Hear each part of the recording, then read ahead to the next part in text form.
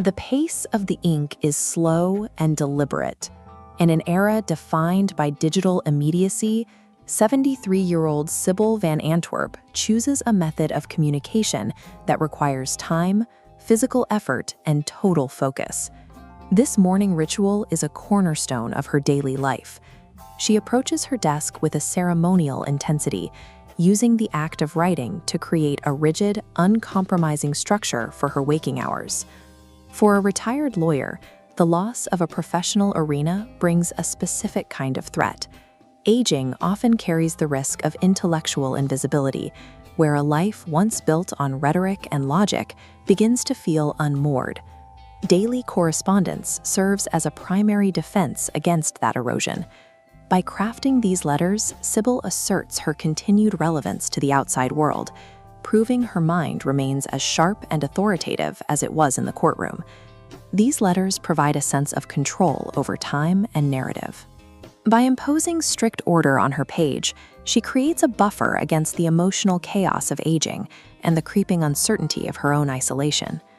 On the surface, her writing is a display of high-functioning intelligence.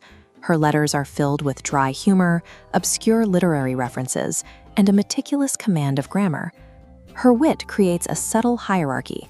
By critiquing modern culture or correcting her peers' phrasing, she maintains a stance of intellectual dominance, ensuring she is always the most observant person in the exchange. This cleverness functions as a shield. The constant sparkle of her irony replaces potential intimacy with a measured distance, keeping her recipients focused on her performance rather than her person. In Sybil's world, logic and sharp cultural critiques are the tools of a guarded personality. She uses the precision of language to prevent deeper emotional exposure. Spoken conversation is spontaneous and unpredictable. In a live exchange, a slip of the tongue or a change in tone can reveal more than intended, making emotional vulnerability almost impossible to avoid. Letters offer the power of the edit. This flowchart depicts the filter Sybil applies to her internal life. Raw, erratic emotions pass through several layers of structural revision until the writing strips away the messiness, leaving only a curated, geometric block of prose. A paradox emerges in her daily habit. She writes constantly to connect with others, yet the medium she chooses is specifically designed to keep the world at a safe, arm's-length distance. The epistolary format grants her total emotional restraint. It allows her to refine, redact, and entirely remove vulnerability before it ever reaches the hands of another person. This controlled environment falters in her correspondence with her brother. Here, the tone shifts. The sharp wit evaporates, replaced by a strained, hyper-formal discipline. These letters are characterized by extreme caution. The playful irony found in her other exchanges is absent, buried under a phrasing so polite it feels unnatural between siblings. Their shared history exists in these unexplained gaps. Deliberate avoidance of memories leaves empty space where connection used to be. This silence suggests a deep, unnamed grief, a history she refuses to document, yet remains the most significant presence in her correspondence. Her brother represents a past that cannot be easily edited or intellectualized. He is the one person who knows what lies beneath her defense mechanisms, exposing the fragile limits of her control. Pulling back from the letters reveals a stark physical reality. Sybil produces a massive volume of words every day, yet she does so in a house defined by total silence. The social balance of her life is almost entirely one-sided. She broadcasts thousands of words outward, but the incoming response is negligible. She is filling the vacuum of her retirement with the echo of her own voice. The very discipline she uses to protect herself has a tragic consequence. By perfecting her emotional control and filtering out all risk, she has effectively built a prison of her own making. This level of meticulous care suggests a personality trying to hold something fragile together. The unwavering order of her letters acts as a signal of internal distress rather than a sign of actual composure. Section 1 of the Correspondent establishes the walls of Sybil's world. It is the portrait of a woman whose carefully curated routine is the foundation for an eventual emotional rise.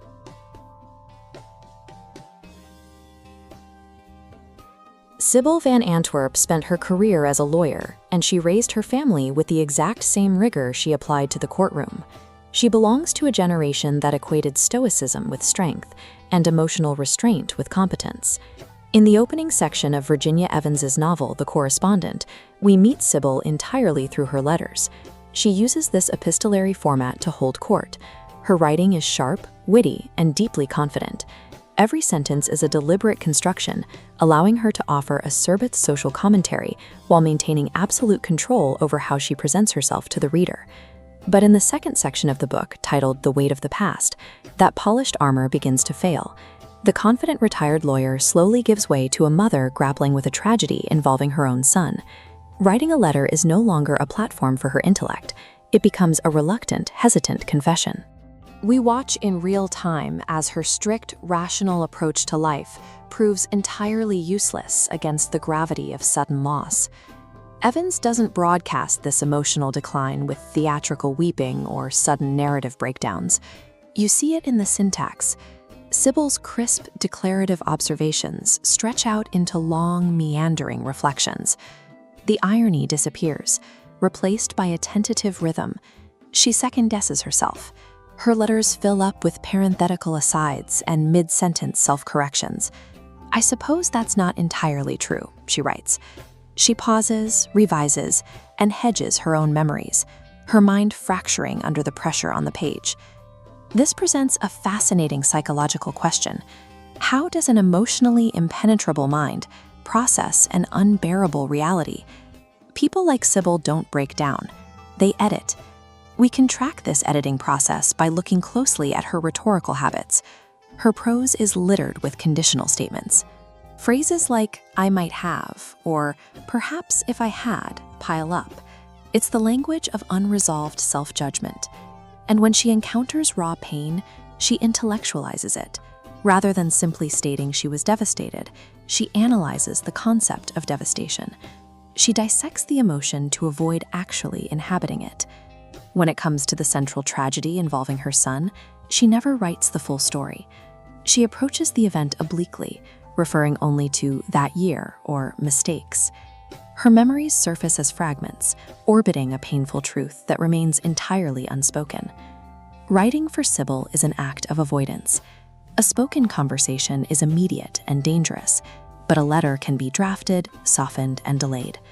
She uses the page as a shield, approaching intimacy only from a heavily fortified distance. The same discipline that governed Sybil's legal career and her prose defined her domestic life. Her home was an environment of immaculate mid-century order, a space where efficiency was prioritized over messy emotional expression. In these letters, Sybil begins to interrogate her own model of motherhood. She reflects on her reliance on stoicism, the belief that providing guidance and discipline was the primary duty of a parent. But as she revisits her son's childhood through the lens of hindsight, her image of herself as a competent mother starts to fracture. She notes the moments where she chose correctness over connection and realizes that her son may have interpreted her emotional restraint as coldness. That same repression defined her marriage. Sybil and her husband shared a formal respect, but very little intimacy. They built a partnership that ran on practical routines and quiet endurance, devoid of vulnerability. When they lost their son, they had no shared emotional vocabulary to lean on. Instead of mourning together, they retreated to their respective corners. Their household fractured into parallel silences and isolated compartmentalization. For decades, Sybil's emotional distance worked perfectly as a strategy for her legal career. But strategies, when applied without exception, become prisons.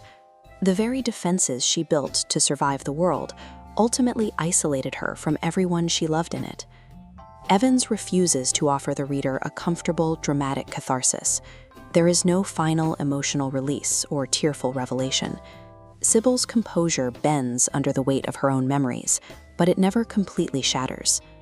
Evans portrays grief as a permanent distortion of time. Sybil's timeline is snapped into a stark before and after, with the sorrow accumulating in heavy sedimentary layers. The tragedy does not fade, it becomes the permanent background weight of her life. We are left with a difficult moral ambiguity. Sybil is no villain. She is a deeply intelligent woman who fiercely loved her child, yet failed him precisely because her generational programming blinded her to what he actually needed. Competence cannot replace connection.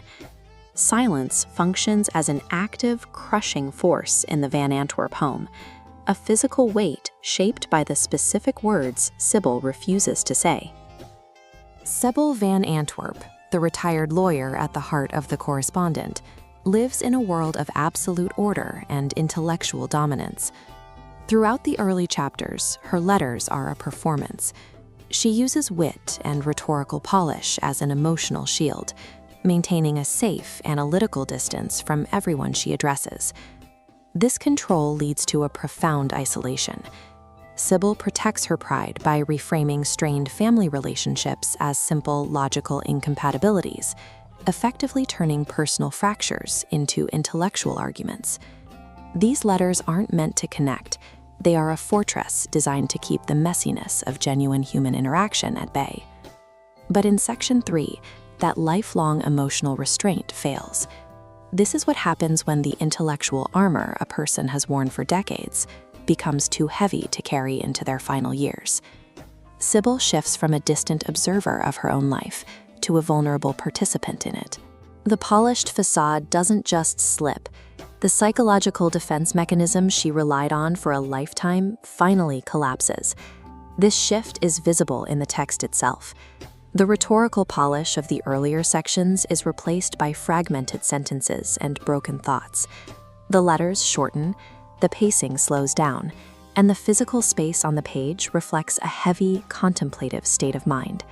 She is no longer writing to impress our recipient. She is writing to understand herself. As her mind opens up, the medium of the letter breaks down.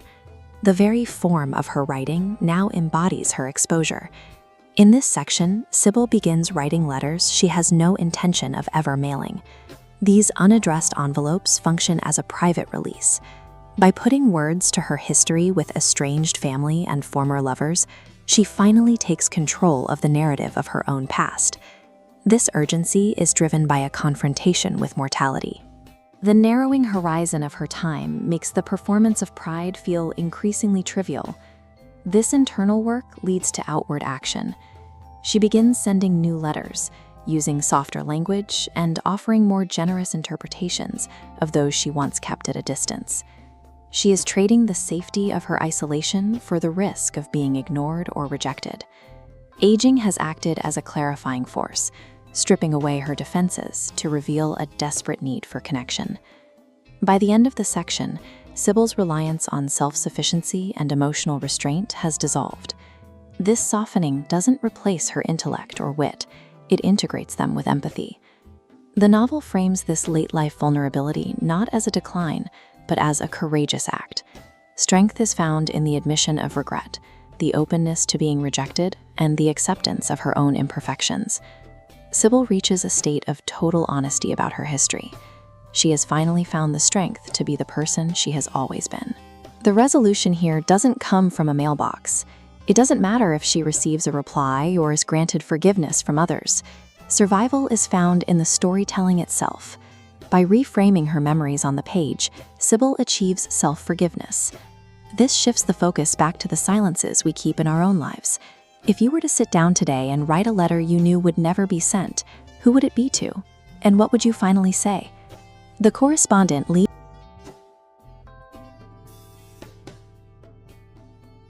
We are trained to expect emotional breakthroughs to look like movies. We anticipate sweeping apologies, tearful reconciliations, and epiphanies delivered in a torrential downpour. But genuine psychological growth rarely makes a sound. Real maturation happens quietly, without any theatrical gestures to mark the occasion. Virginia Evans explores this silence in her novel, The Correspondent. Specifically, Section 4 tracks the nearly invisible markers of a person actually healing. Throughout the early chapters, our protagonist, Sybil Van Antwerp, is fiercely guarded. She leans entirely on her intellect to navigate the world, carrying a deep, earned pride while actively avoiding raw emotional exposure. Her primary defense mechanism is her writing. Sybil wields her letters like intellectual armor, using precise language to correct the historical record, justify her past actions, and preemptively block anyone from getting close enough to cause her pain.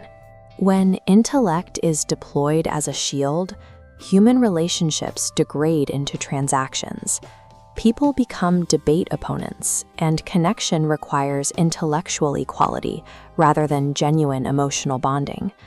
Moving into Section 4, Evans makes a specific, deliberate choice. She completely omits a traditional plot climax. Instead, the narrative evolves entirely through the shifting anatomy of Sybil's letters. In this text analysis, two sentences sit side by side. Sybil stops litigating the past. Defensive qualifiers dissolve, transitioning her tone to unhurried reflection. The structure shifts into a Venn diagram, recognizing the past cannot be rewritten, and others acted from their own limitations. This linguistic softening reveals a change in her objective. The act of writing, which Sybil once used to litigate her past, becomes a tool for understanding it. This new syntax leads to tangible behavioral changes. Sybil starts asking more questions, acknowledges other perspectives, and allows silences to linger, without immediately filling them with corrections. This brings us to the concept of emotional risk. Genuine connection demands that a person surrender the safety of absolute certainty.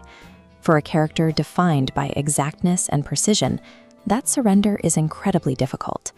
Vulnerability inherently invites the possibility of disappointment, or even worse for Sybil, the possibility of being wrong. She doesn't dismantle her pride entirely, she recalibrates it. Sybil retains her sharp intelligence and dignity, losing the reflex to defend herself before being attacked. She begins to allow narrative ambiguity.